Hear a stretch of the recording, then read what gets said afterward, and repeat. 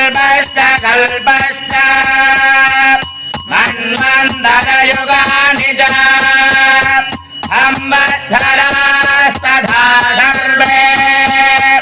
तथैवायनयोर्द्वयम् ऋतवत्ररथामासाः पक्षौराज्यानि तथा सन्ध्यास्तरिधयश्चैव मुहूर्ताः च ये रे त्वामभिषिञ्चन्तो कालस्यावयवाः शुभाः देवदत्ताभिदुः प्रगणे अश्विनोर्बाहुभ्याम् ओष्णहस्ताभ्याम् अश्विनोर्भैहज्येन वेदसे ब्रह्मवत्यजाभिषिञ्चामि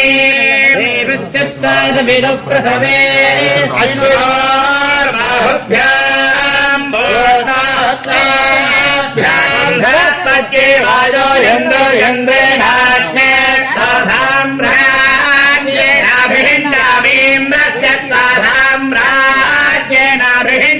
बृहस्पते साम्राज्येनाभिषिञ्चामि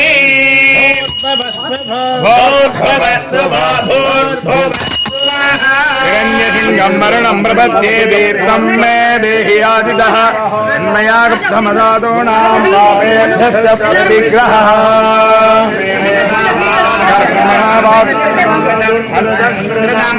सन्न इन्द्रो वरुणो बृहस्पतिः सविता च पुनन्तो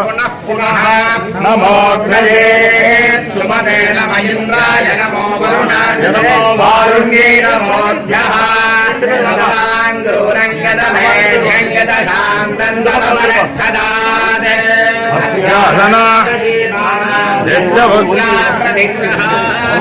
तन्नो वरुणो राजा पाविनाह्यमवर्षतो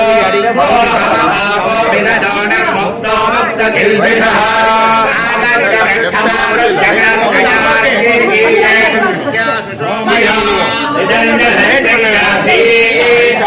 तपसोऽध्यजायत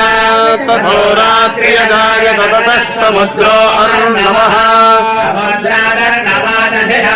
सरो अजगुणात्मसमर्षतः पुनर्नवसवः भुवस्सु वो भूर्भुवस्सु